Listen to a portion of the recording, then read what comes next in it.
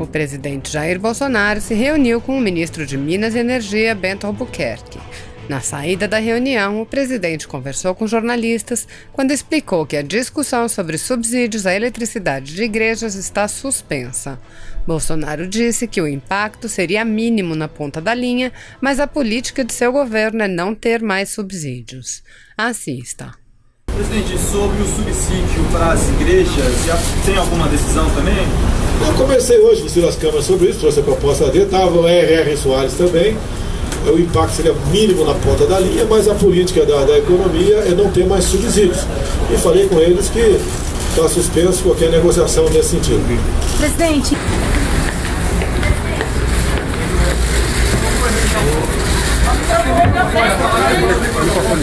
Lá para trás. Lá atrás. Lá para trás, né? Nosso presidente Itaipu Nacional. Tá sem áudio, hein? Tá sem áudio. A caixa lá não tá funcionando, não. Foi apresentado para mim várias propostas que tem a ver, obviamente, com o respectivo ministério. Discutimos Itaipu Nacional, a nova ponte, os tratados, o nosso relacionamento com o Paraguai, que é muito bom. A questão aqui do Almirante Bento. Nós temos que buscar meios de quebrar monopólios, diminuir o preço do combustível, do gás. Eu apresentei uma proposta que vai ser estudada, a questão do ICMS, mas é muito comum se falar na ponta da linha que o combustível baixou na refinaria 3%, como baixou agora esses dias, e na ponta da linha o preço não cai. Então, pelo que tudo indica, o grande problema é que o preço o percentual do ICMS, no meio do nosso entendimento, é que deve incidir no preço do combustível lá na refinaria e não na bomba no final da linha. Caso contrário, quando há essa redução na refinaria, não diminui na ponta da linha. Basicamente, quebra de monopólios, talvez a venda direta. Discutimos também a questão da energia solar, que está decidido, não haverá taxação da mesma. E é por aí. Agora, o que eu tenho falado com eles, a gente não quer apresentar um pacotão para o Congresso, o que depender do Parlamento, mas aparecendo, uma vez sendo negociada qualquer proposta, como essa do ICMS, que falta conversar com a economia entendendo que é positivo, a gente apresenta. É coisa simples. Pode ver, vamos arredondar números aqui. Hoje em dia o ICMS é cobrado, em cima do preço final da bomba. Em torno de R$5 o preço do combustível. Então, em média 30%, R$1,50. Se cobrar na refinaria, o preço da refinaria está em R$2. E tem que ser cobrado 75% para equilibrar. Mas nós queremos mostrar que a responsabilidade final do preço não é só do governo federal. Nós temos aqui PIS, COFINS, que incide, que incide, e a mesma coisa valerá para nós também, mas tem que nossos governadores tem que ter, obviamente, uma parcela de responsabilidade no preço final do combustível.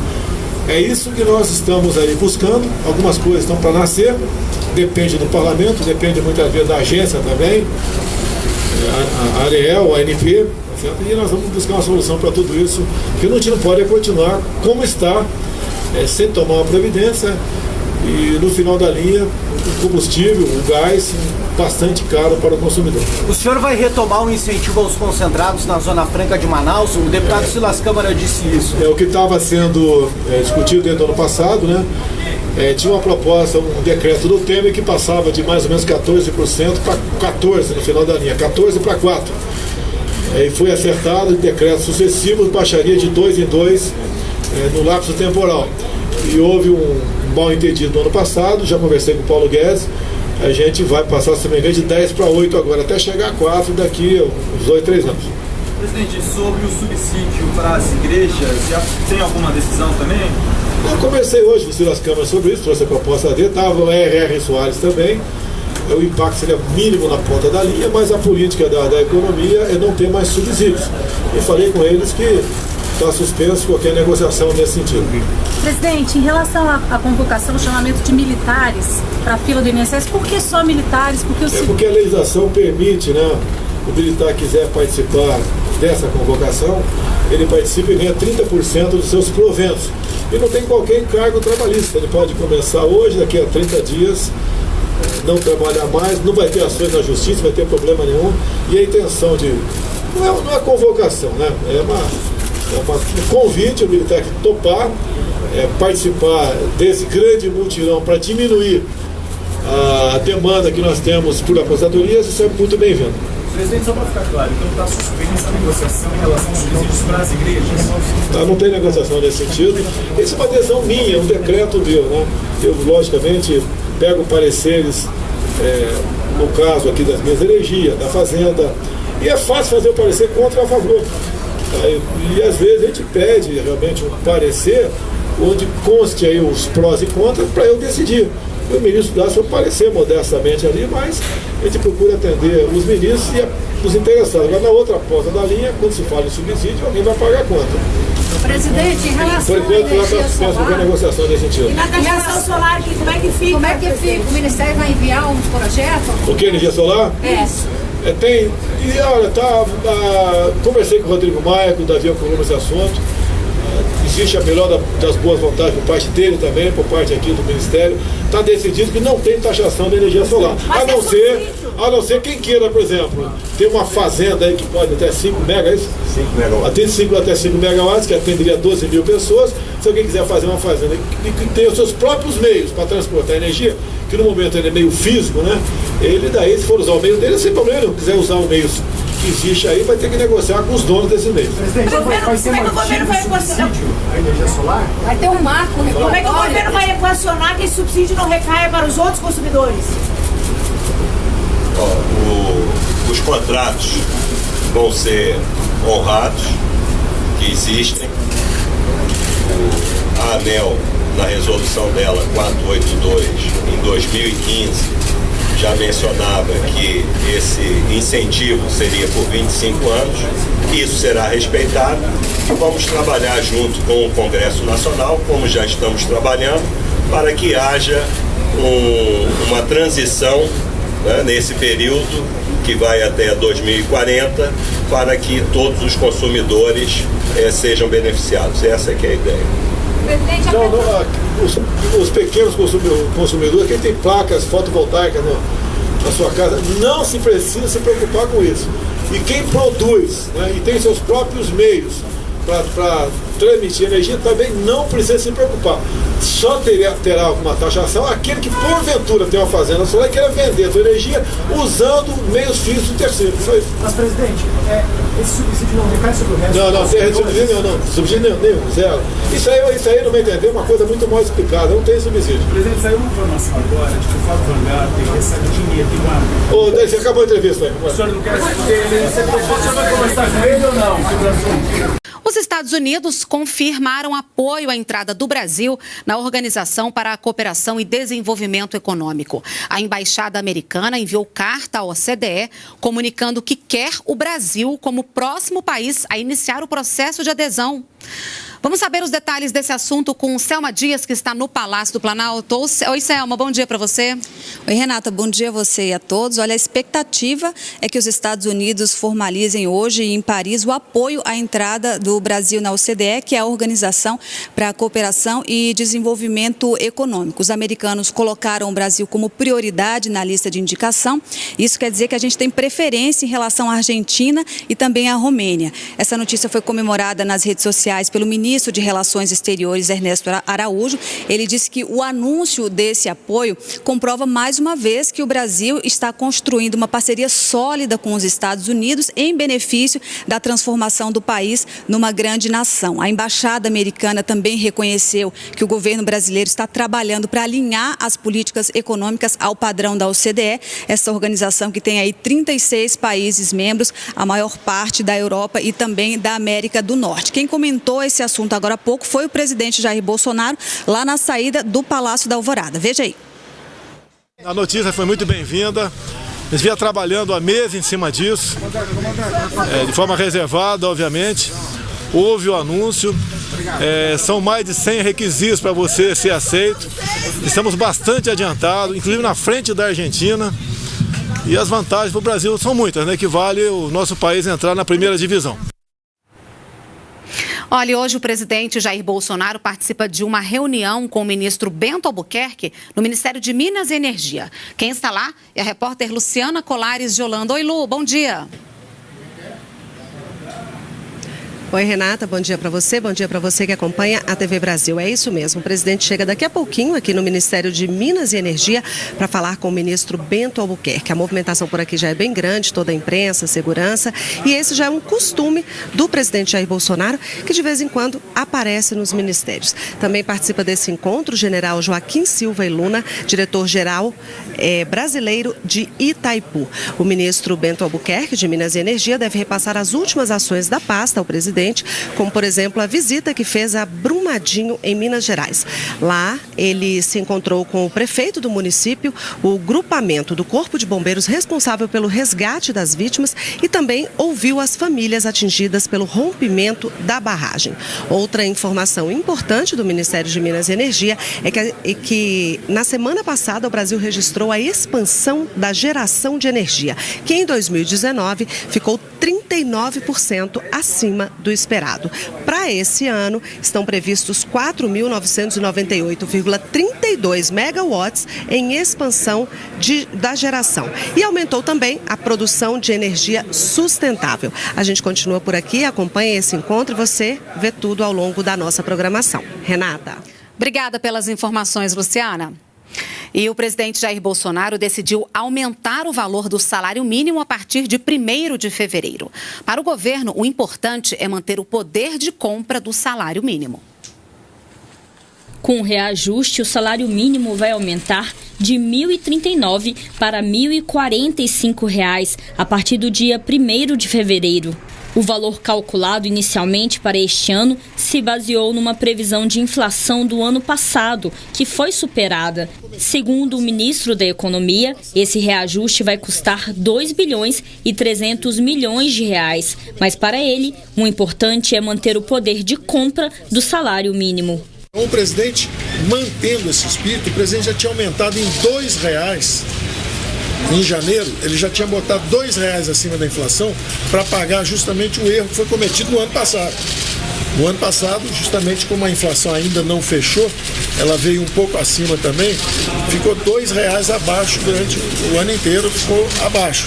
Para não repetir isso, o presidente falou, não, vamos então corrigir já a partir de fevereiro, para não deixar acontecer esse erro. O presidente Jair Bolsonaro explicou que o aumento do preço da carne impactou na inflação e, consequentemente, no aumento do mínimo. Nós tivemos uma inflação atípica em dezembro, não esperava que fosse tão alta assim, mas foi em virtude basicamente da carne, e tínhamos que fazer com que o valor do salário mínimo fosse mantido. Então, ele passa via medida provisória de R$ 1.039 para R$ 1.045 a partir de 1º de fevereiro. E também foi reajustado em 4,48% os benefícios do INSS para aposentados e pensionistas que recebem acima de um salário mínimo. Assim, o teto do INSS passa de R$ 5.800 para R$ 6.100. E hoje deve ser inaugurada a nova base brasileira de pesquisa na Antártica. Vamos então direto ao continente gelado saber os detalhes ao vivo com Maurício de Almeida. Oi, Maurício, bom dia para você. Oi, Renata, bom dia. Está tudo pronto para essa reinauguração e a comitiva do vice-presidente já está se preparando em Punta Arenas, colocando essa roupa aqui para suportar o frio antártico, a chamada andaina. Eu estou aqui ao lado do subsecretário do Programa Antártico Brasileiro, o capitão de Mar e Guerra, Marcelo Gomes. Capitão, hoje a janela está aberta? Sim, as condições permanecem favoráveis para fazer a travessia. E é o que deve acontecer aí na proximidade, logo próximo ao almoço ou logo após, a gente está recebendo a comitiva aqui.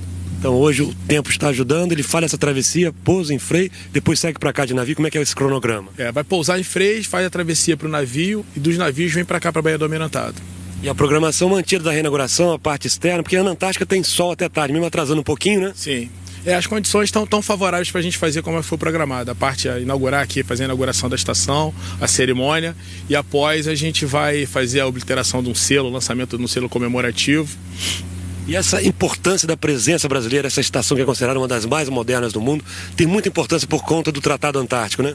Sim. A questão da presença da estação, ela reafirma o nosso interesse e o fato da gente estar realizando pesquisa de qualidade. Acho que a relevância da pesquisa brasileira aqui. São 17 laboratórios, uma estação completamente nova, com essa parceria também com o Ministério da Ciência e Tecnologia. É isso aí, são 17 laboratórios, 14 internos e 13 externos, que vão subir o nível elevar ainda mais o nível da pesquisa brasileira e abrir portas para a gente faça parceria com os outros países aqui que estão fazendo pesquisa também, porque tem muito interesse mútuo. A Marinha tem uma importância muito grande em toda a logística da região. Sim, não só a Marinha como a Força Aérea. Nós fazemos um esforço logístico aqui é muito grande. A gente, para planejar alguma coisa, a gente depende, se vocês puderam perceber, da questão climática, de ter aquela janela, né? A condição propícia para que a gente faça toda a atividade com segurança. Muito obrigado. E a janela está aberta, então por volta de meio-dia a comitiva do vice-presidente está seguindo aqui em direção à Antártica e ao longo do dia mostraremos tudo na TV Brasil, redes sociais, programação completa. Renata. Obrigada, Maurício, pelas suas informações ao vivo e direto da Antártica. Bom trabalho para você. E o governo vai convidar 7 mil militares da reserva para reforçar o atendimento nos postos do INSS e reduzir a fila de 1.300.000 processos que hoje estão parados. As medidas anunciadas vão fazer parte de um decreto que deverá ser publicado nos próximos dias. Alguns procedimentos serão simplificados, como a dispensa de autenticação de documentos. A transferência de funcionários do INSS para outros órgãos será restrita e haverá esforço concentrado nas perícias de funcionários da Previdência para que retornem logo ao trabalho. Além disso, 7 mil militares da reserva serão contratados para reforçar o atendimento nos postos do INSS. A ideia é que esses militares eles possam ingressar no atendimento, nos postos de atendimento, para permitir que os profissionais, que os funcionários do INSS nos ajudem na análise dos documentos, né, dos processos e agilizem essa análise. Com essas ações que nós estamos propondo, a nossa expectativa é que ao longo do mês de março, quando elas começarão a ser implementadas na sua integralidade, porque após a publicação do decreto há um chamamento público, há uma seleção, há um treinamento.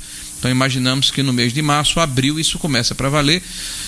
6 meses depois, a gente espera que esse índice de 67 mil aumente para alguma coisa como 150 a 170 mil processos de saldo, de diminuição do nosso estoque.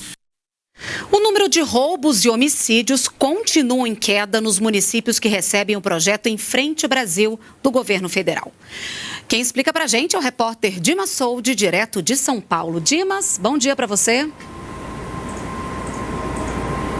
Bom dia, Renata. Todos os 5 municípios que fazem parte do projeto piloto tiveram reduções na criminalidade. Em relação aos homicídios, em conjunto, eles tiveram uma redução de 44% nas ocorrências, entre agosto do ano passado até o dia 11 de janeiro deste ano. As maiores reduções foram em Ananindeua, no Pará, com queda de 65%, e em Goiânia, queda de 47%. Já em relação aos roubos, os municípios tiveram juntos uma redução de 29%. As quedas mais significativas foram em Goiânia e em Paulista, que fica em Pernambuco. Ainda fazem parte do projeto e tiveram reduções na criminalidade Cariacica, no Espírito Santo, e São José dos Pinhais, no Paraná. O projeto Em Frente Brasil propõe uma força-tarefa em conjunto com todos os agentes de segurança, federais, estaduais e municipais. Durante 4 meses, mais de 300 mil pessoas foram abordadas e 1.718 presas. Foram apreendidas também 220 armas e 18 toneladas de drogas. Renata.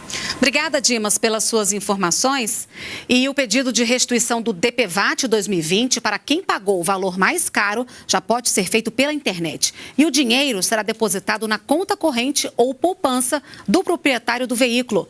Não é isso, Tiago Pimenta? Bom dia para você no Rio de Janeiro. Oi, Renata, bom dia. Isso aí, uma boa notícia para quem já começou o ano pagando conta. Quem pagou a mais no seguro DPVAT, o seguro obrigatório pode solicitar a restituição do valor excedente pela internet já a partir de hoje. A seguradora líder que administra o DPVAT aponta que cerca de 2 milhões de pessoas têm direito ao estorno, a maioria nos estados de São Paulo, Minas Gerais e Rio Grande do Sul. A solicitação deve ser feita no site da seguradora líder. É preciso informar CPF ou CNPJ, renovando veículo, e-mail, telefone, data em que foi realizado o pagamento maior, valor pago e dados bancários para a restituição. O valor excedente deve ser estornado na conta corrente ou na conta poupança do proprietário do veículo no prazo de até 2 dias úteis. Esse ressarcimento acontece depois do Supremo Tribunal Federal ter voltado atrás na decisão que impedia a redução do seguro obrigatório. Se você apoia Jair Bolsonaro, curta este vídeo. Manifeste a sua opinião e compartilhe para que a vontade do povo brasileiro seja conhecida. Inscreva-se no canal para ter acesso gratuito ao nosso conteúdo. Uma produção Folha Política.